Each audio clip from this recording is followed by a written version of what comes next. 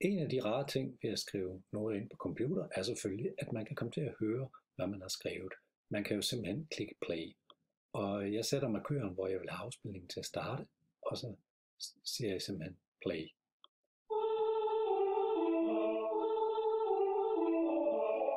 Og jeg kan stoppe det igen. Mellemrumstasten virker også som start og stop. Men som I kan høre, så er det jo ikke helt særlig godt det her. Tempoet er meget højt, og det skulle faktisk helst være det, der hedder swingende ottendedel. Så lad os lige ordne det. Det gør vi ved simpelthen at tilføje forskellig tekst.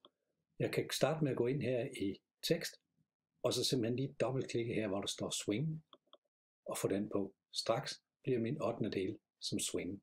Jeg kan lige spole tilbage til start. Tryk play.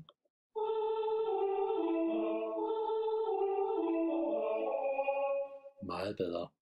Jeg vil også gerne have tempoet til at være lidt langsommere. Den spiller lige nu i tempo 120. Så jeg går ind under tempo. Og så kan jeg på samme måde her lige tage sådan en her. Den siger godt nok tempo 80. Men jeg kan bare lige dobbeltklikke på den. Og så kan jeg selvfølgelig gå ind og rette det her.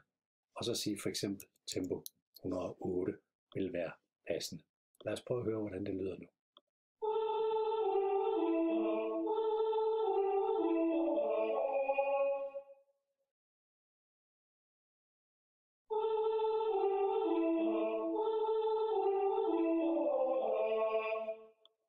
Så blev vi glade.